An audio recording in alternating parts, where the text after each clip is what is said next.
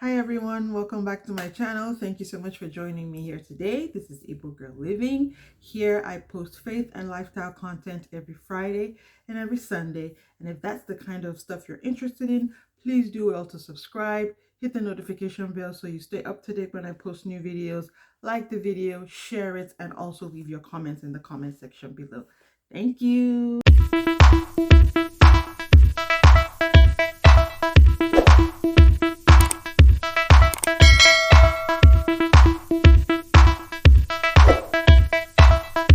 Welcome back, guys. So today I'm going to attempt chit chat get ready with me. I have not done this type of video as of yet, but I have seen lots of YouTubers and content creators do these types of videos where they do their makeup while they talk to you about something that they want you to know.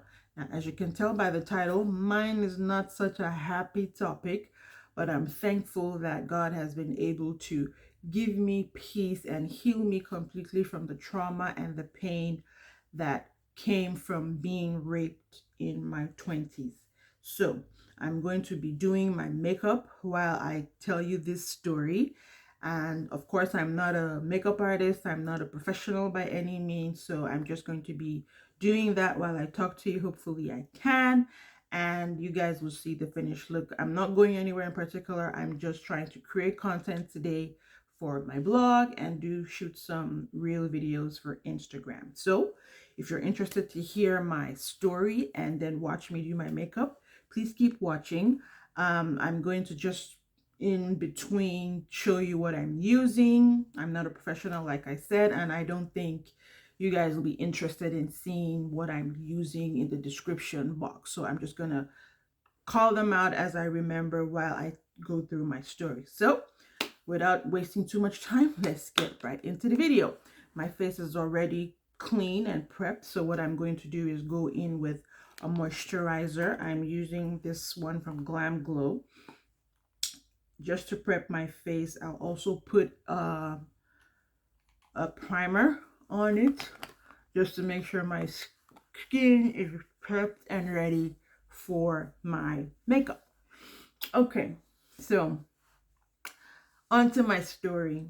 I must have been 27, 28 when I met this person. Now, before I go any further, I want to say that, like I said in the beginning, God has really been kind and faithful to me in helping me heal from this trauma, because if I tell you that I do not remember the name of this person who raped me, nor do I remember what he looked like, you probably won't believe me. But I promise you, if that man walked past me today on the street, I don't think I would know him.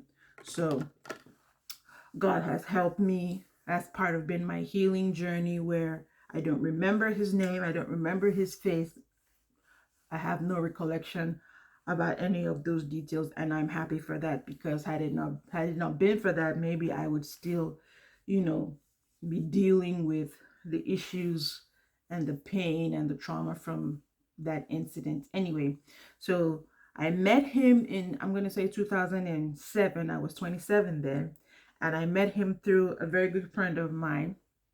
She had a boyfriend, and he was, I think, his friend or cousin, but anytime we all used to go out, he used to be part of the group that we would be in. And so that's how I met him. And obviously I think he took a liking to me and wanted to be closer than friends. But then I found out he was married, and so I said, I'm not going to engage with you in that way, but we can obviously be friends. And I guess he was fine with that, I guess. And I don't think we engaged or interacted with each other outside of the group. I'm using the LA Girl Pro Conceal. This is the orange one, and I just use this to lighten my acne scars. So I'm going to just use my small mirror here as I talk. So forgive me if I'm not looking at you guys right now. So anyway, that's how we met. And it was fun. It was cool. We would go out in a group of friends and continue in that way to relate with each other. Now, at the time, 27, 28, I must have been a size 10, a size 8, size 10. I was not the big beluga whale that I am now, a size 14. And so I was pretty small and slim and all of that then. And so, but this guy, the only thing I remember is that he was physically big. He was muscular, well built, obviously worked out, so he was strong in that way. So that's all I remember about him. And then at that time as well, I had a job, but I know I was looking to change jobs. And my friend, whom I met him through because of her boyfriend, said to me, well, he has his own business, he has his own company, and he's well known, I guess, in the industry that he was. I don't remember what that industry was. So maybe he can possibly help me with securing a job. And I said, okay, that would be good, because at the time I remember that I was desperate to change jobs. For foundation, I'm using Sephora Best Skin Ever, and I just have this Maybelline Dream Liquid Mousse in Cocoa. I usually mix these two together, not anything fancy or crazy. This is obviously darker and this is a little lighter. Neither one is my exact shade, so I just mix them. Sometimes I do it directly on my face, or sometimes I just mix it on my back of my palm like this, just to, get a nice even consistency. So, and then I just mix with the back of a brush, or any old regular brush.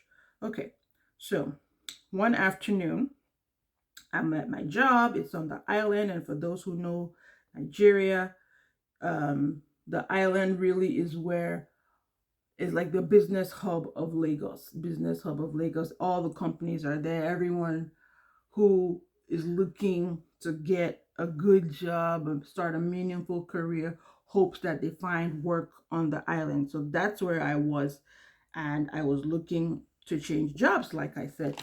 So one day I'm at work. I'm gonna blend with a brush. This is not any fancy brush. It's just a brush I got off of Amazon, but it's good for foundation blending.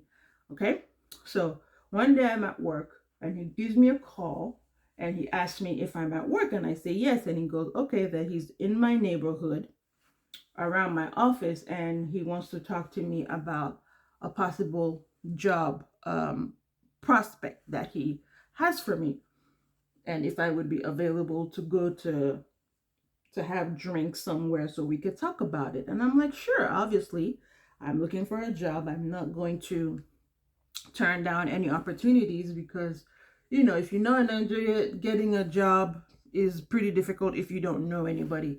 It's all about who you know, who can get you in, and not really about your skill set. And even if you do have this skill set, they're always looking for 15 years experience, 20 years experience. How am I supposed to get experience if you don't hire me? Anyway, so I told him I was available, that I was getting off work in about 30 minutes to an hour. And so he said he would, pick me up, and then we would just go somewhere close by to have a drink and talk about it. That was fine to me. So I get off work, he picks me up, and we're driving to wherever this is. Now, I should say here that this particular place that we went to, I'd been there before with the group of friends, my girlfriend, her boyfriend, and a group of friends that we used to all hang out with. But we had only been there at nighttime. So I've never been there during the day. Didn't know how to get there. Didn't know how to get out. All I know is we would always go. That usually was the first place we would go if we're going out on a Friday, just to start the evening off, go there, have drinks, and then when it was time to go to the clubs or wherever we were going, we would head out from there. So that's where we went. I remember the place, obviously, because the interior, same thing. Now we go there in the afternoon and we proceed to order drinks. And then I think it must have been immediately we got there, or shortly thereafter, that the AC broke down. Now, again, if you're Nigerian, or you've lived in Nigeria, or you live in Nigeria, you know that it's summer all year round. So if you get a chance to get out of the sun, and go into a building that's nice and air conditioned and cool, you know that's where you want to be. So for the AC to break down, you know that we were in hellfire at this point. Now, I didn't know that this particular place had boarding facilities or rooms. Like I said, I'd only been there at night before with a group of friends, and we would just sit there, have drinks, and then when it was time to go clubbing, we would just leave. I had never paid attention to the fact that this place had rooms or whatever the case may be. So when the AC broke down, he suggested we go into one of the rooms that was air conditioned to talk. Now, I didn't have my antennas didn't go up at this point because I rationalized in my head that, okay, it's daytime. I mean, it's not like we're gonna close the door. The idea or the impression he gave me was we would just go in, the door would be open, and we would sit down just, for the air. I'm using the Maybelline, what is this? Better Skin Concealer. I don't see what the color is or what the number is, but it's a lighter tone, 2 shades lighter, and I just like to dot a little bit under my eye like this, just to brighten it. I don't do anything crazy, and I highlight the usual places just minimally, guys. Okay, and I go in with my beauty blender and just blend it in. I like it because it's easily blendable and it's not too shockingly bright. I don't like that shockingly white or bright under eye. I just like it, very toned down because I do have a little bit of darkness under my eyes, and this helps me to cover it very nicely. Okay, so my antennas didn't go up like I said, and we go into the room. Didn't suspect anything until we walk in the room, and the next immediate thing he did was to shut the door, lock it, take the key out, and put it on the table that was right next to the door.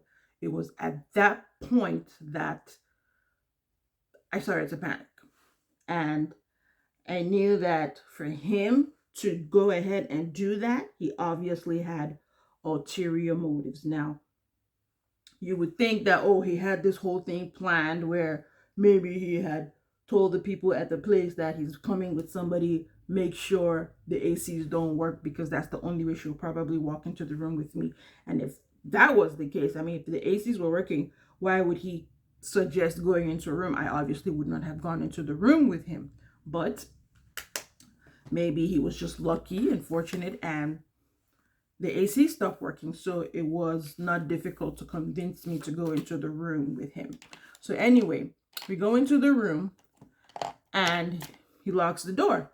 And I'm immediately panicking, but I'm trying to play it cool because I don't know what his intentions are. I don't know if he's going to get violent with me.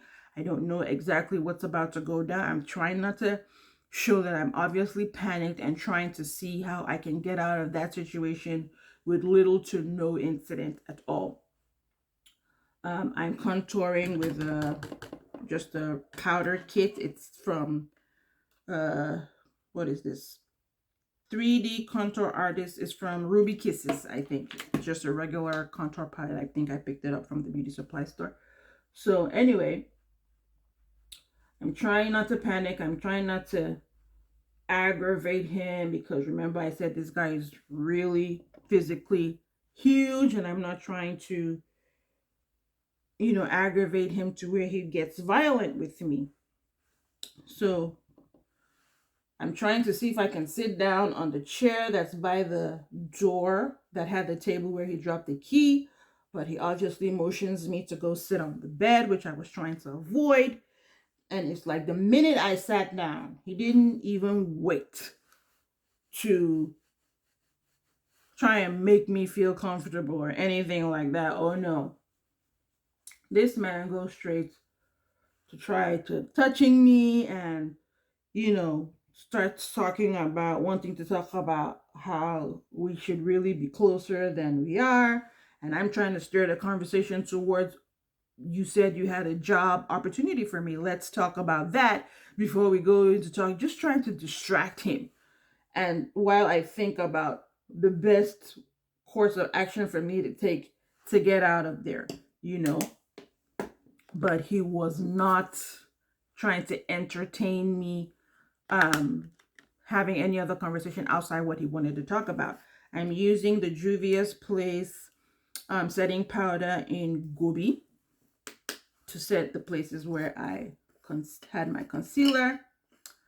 And so he's trying to like have this conversation with me, and I'm trying to distract him, and he starts to become a little bit more aggressive, not too aggressive to the point where he's hitting me or anything. But anyway, I start to full on panic at this point.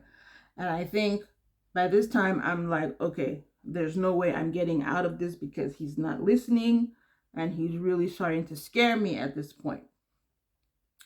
And so I motion to scream, but it's like he notices that immediately. And the next thing he does is cover my mouth with one hand and proceed to pull me to lay flat on the bed with his other hand and unbutton my jeans. I remember I was wearing a pair of jeans and a shirt. And he starts to unbutton my jeans. And obviously I can't scream at this point because his hand is covering my mouth and he's on top of me at this point. And if I'm fighting, it doesn't even seem like I'm making any kind of impact because he is so physically intimidating and huge and strong, like I said. So imagine me, a size 8, size 10, petite little thing, with this person who looks like Hulk Hogan or, the Incredible Hulk. He was huge. And so I remember I'm crying at this point. My eyes are filled up with tears, and I'm obviously trying to beg him to not do this, but I knew at this point there was nothing I could do.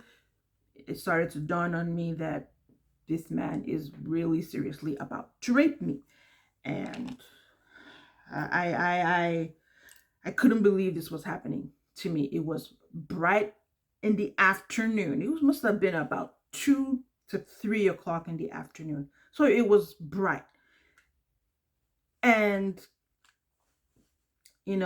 I think when I had reconciled the fact that that was what was about to happen, it was almost like my body just went into let it happen. The quicker you let him do what he wants to do, the quicker it'll be over, and hopefully he'll get off of you and you can get out, make a run for it. And so he proceeds to rape me.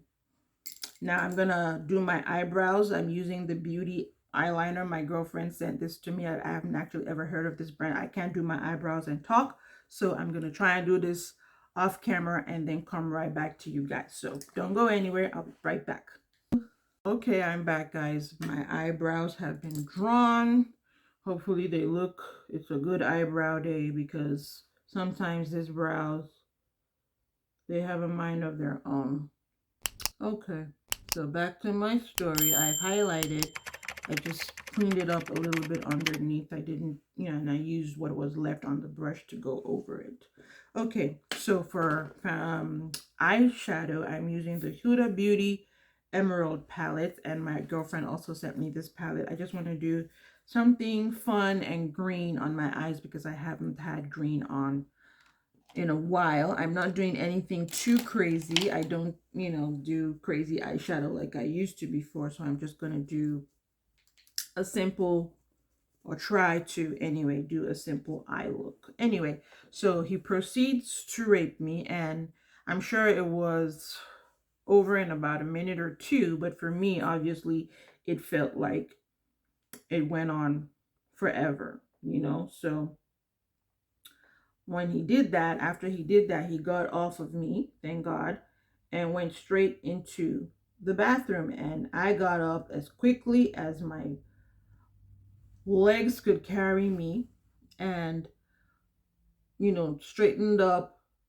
went to the table where he had dropped off the key, opened the door, and bolted right out of there. Now, remember I said earlier that I had been to this place before, but had never been there during the day, and so I did not know. There was just no way for me to know how to get out of there. And there were no taxis, no Ubers at the time that seemed to come in there unless you came in there with a taxi.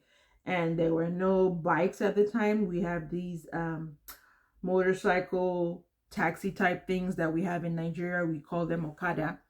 And there were none there either. It just seemed like the middle of nowhere. And I'm like, huh.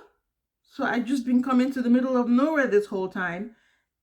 But that was it. I didn't know. There was no way for me to get out of there on my own. And so, unfortunately, I had to wait for him to come out and take me to where I was comfortable enough to leave.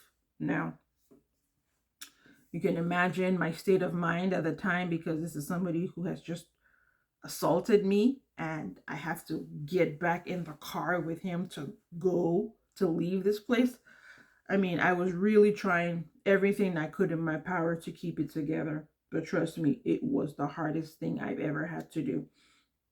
Hold on, I need to get this palette doesn't have any dark shades that I can use, so let me see if I can find a palette that does something that I'm comfortable, you know, a darker green. Okay, I can use this. Anyway, so he comes out maybe like 10 minutes later, and I think he tries to start apologizing to me, and I'm not even trying to hear anything this man is trying to say, but at the same time, I'm still trying to keep it cool so that he doesn't get any other funny ideas and, you know, want to keep me there any longer. Anyway, there's no way I would have even agreed to that, because at this point I was already outside of the building and I was ready to scream if anything, you know, was about to go down. So I just told him, look, I'm good. There's no need to apologize. You did what you wanted to do. I just need for you to take me to a particular place where I'm, you know I'm familiar with the area, so I can get out of here. So we get in the car, and this man, I remember he tries to write me a check, or he did write me a check.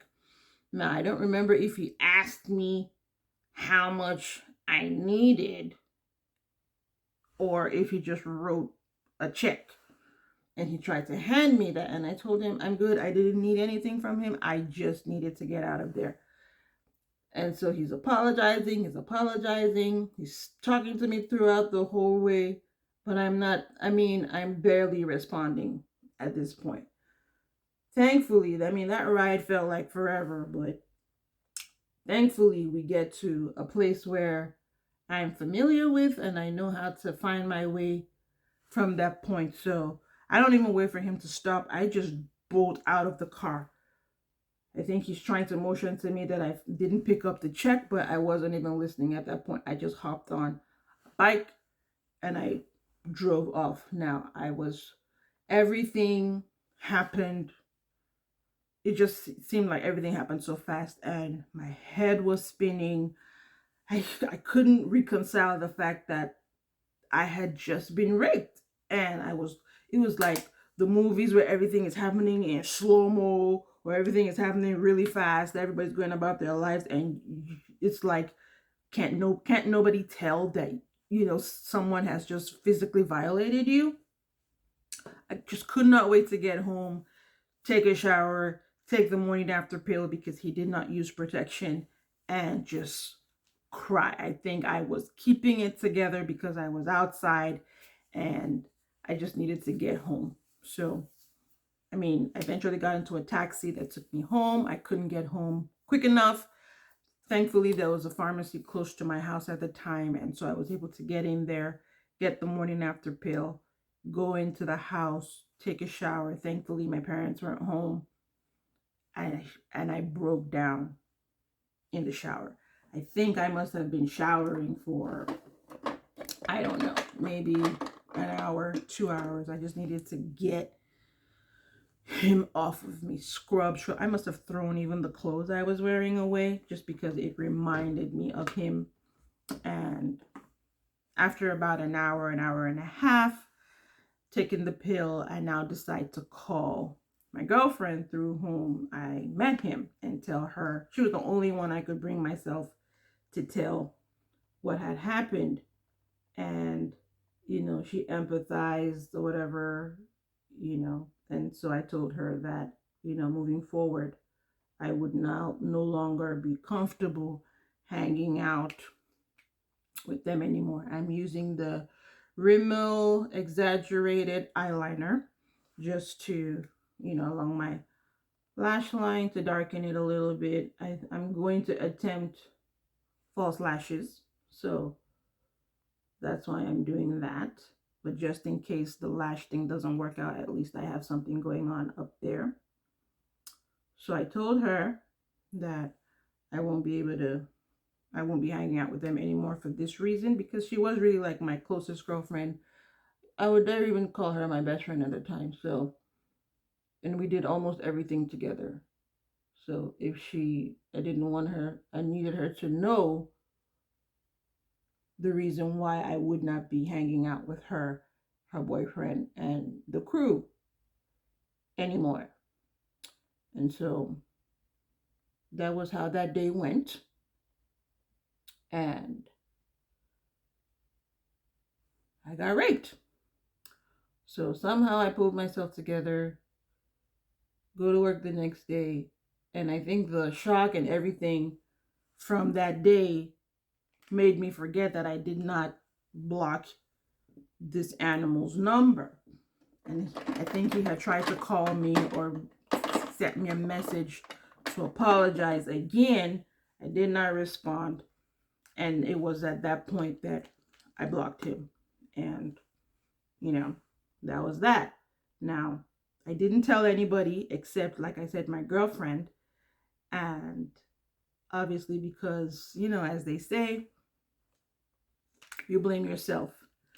And I think I have told this story before on when I was on YouTube the first time, and I have also this story on my blog. I will probably I'll try and link, the article in the description box so you can read it. And I only felt comfortable sharing at the time because that was, I can't even remember what year that was, but I think that was at the height of the whole Me Too movement, where women, actresses, women in the workplace, people in their just personal lives were, telling their stories about how they have been, I'm looking for my black eyeliner, sorry guys, how they have been molested and sexually abused in their workplaces by bosses or people in their families, and women were just coming out telling their stories. And that's why I felt comfortable enough to share mine at the time. And I also had it on my YouTube, but because I deleted all of my videos from the first time I was on this platform, that's why I'm telling the story again. So, and this happened almost 20 years, more than 20 years ago. So, like I said, God has healed me from that whole trauma and pain. Obviously, for a while, I couldn't engage with guys in the same way for a long time. And then unfortunately I had a boyfriend. After like a year or 2 or 3, I started to date. I got a boyfriend again. And after about, I don't know, maybe couple of months of dating, I decided that I would share the story with him. Now, I'll tell you his reaction in a minute. I'm going to attempt the false lashes. If it doesn't work, we'll just come back, finish the makeup, finish the story, and that'll be the end of my chit chat. Get ready with me. So for you guys, it's going to be like a brief second, but for me, it's probably going to be 30 minutes, but I'll see you guys in a sec. Okay, don't go. Lash application was a complete fail, guys. I was trying to take off the dried glue from the strip of one of them, and the whole thing fell apart. I think I've used it too many times, so no lashes today. I guess I just can't be bothered. So I'm just going to finish up the makeup by putting on my pressed powder, Iman pressed powder. Can't remember what shade this in. The whole thing is wiped off, and just set my whole entire makeup. I think it looks okay. I'll finish my story in a minute, guys. Let me just round up this whole makeup look. I'm gonna put a little bit of I think this shade right here in my tear duct, just to open my eyes up a bit, waken it up, since the lash situation was a fail.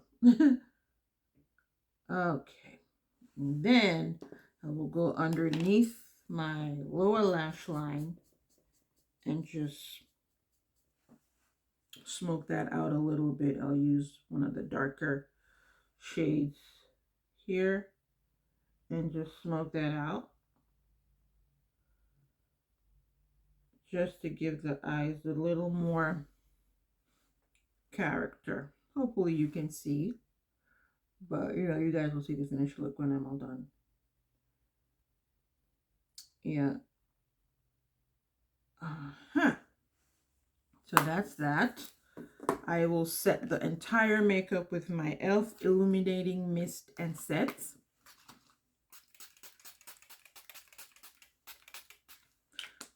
And leave that to dry for a little while. All right, so I think I was saying that I got into a relationship a little while after, a year or two after, and in the midst of talking, I shared with my boyfriend at the time that this is something that had happened to me. And of course, he blamed me. Now, maybe this would have been the time for me to end the relationship. It was enough grounds for a breakup.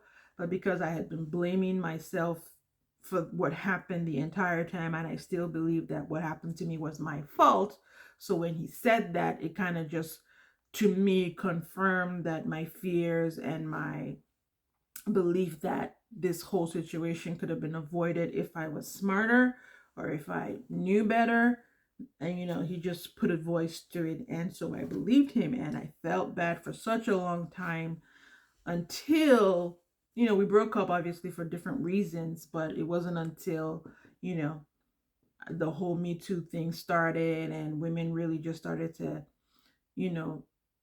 confirm or let us know that what happened to us, what happened to me, was not my fault, and that really no man has control or authority or power over your body in that way. Your no is no, and if you said no and he still forced himself against you, then you were raped. Because I remember telling this guy no multiple times, and all I remember him saying to me was, don't say no to me, don't say no to me, don't refuse me, I like you. And then when I was motioning to scream, he covered my mouth and proceeded to rape me. So I remember, I did tell him no. And, at the end of the day, I believe that what happened to me was not my fault. I didn't ask for it. And so I'm grateful again, like I said, that God was able to heal me. I don't remember his face. I don't remember his name. I've tried to remember, but I actually don't. And I didn't even tell my parents or my mom this until 2019. I think 2019 was the first time she ever heard this story. And this thing happened to me in 2018. So a good 11 years before she even knew anything about it. And, at first I was afraid that she would blame me because, African mothers, they can be funny. But no, I mean, she was very sad and very,